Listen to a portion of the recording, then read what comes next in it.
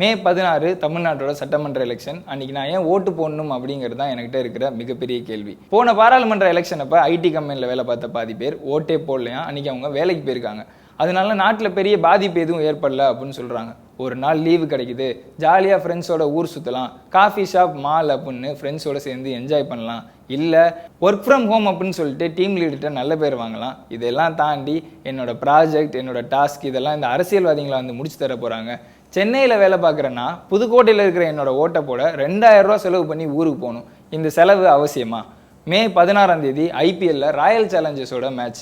இங்கேருந்து Eden garden போய் Virat கோலியோட innings பார்க்கலாம். இதெல்லாம் தாண்டி இந்த அரசியல்வாதிகளை பற்றி எனக்கு ஒரு ஐடியாவே இல்லை. யாரையாவது அடித்தா, யாராவது உளர்னா யூடியூப்பில் வைரல் ஆகும், அப்போ பார்த்துக்கலாம். என்னோட சம்பளம், என்னோட செலவு.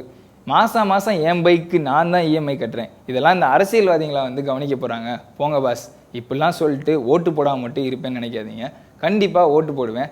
என்னோட வீட்டில் ஒரு பிரச்சனைனா அதை நான் தான் சரி பண்ணணும். அதே மாதிரி தான் இதுவும். இன்னைக்கு நான் கேஎஃப்சியில் சாப்பிட்லாம், ஆனால் ஊரில் அப்பா சாப்பிட்ற சாப்பாடோட விலை ஏறி போச்சுன்னா அதையும் நான் தான் கவனிக்கணும். இன்னைக்கு காஃபி ஷாப்பில் கார்டு ஸ்வைப் பண்ணி காஃபி குடிக்கலாம், ஆனால் ஊரில் பால் விலை ஏறுறதையும் நான் கவனித்து தான் ஆகணும்.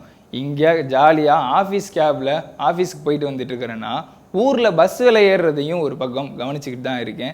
ஏன்னா இதெல்லாம் என்னோட கடமை. இப்படிலாம் ஓவராக சீன் போடாத. ஃபேஸ்புக்கில் ஓட்டு போட்டேன் அப்படின்னு சொல்லி லைக் வாங்குறதுக்கு தானே இவ்வளோ பேசுகிற அப்படின்னு உங்களோட மைண்ட் வாய்ஸ் எனக்கு கேட்குது. ஆமாம், அதுக்காகனே வச்சுக்கங்களேன். அட்லீஸ்ட் இந்த லைக்காகவாவது ஓட்டு போடுவோம். உங்கள் ஊரையும் உங்கள் ஊரில் உள்ள மக்களையும் நீங்கள் லைக் பண்ணீங்க அப்படின்னா ஆட்டோமேட்டிக்காக உங்கள் விரலில் உள்ள மை உங்களோட கடமையாக இருக்கும். நம் விரல் நம் குரல்.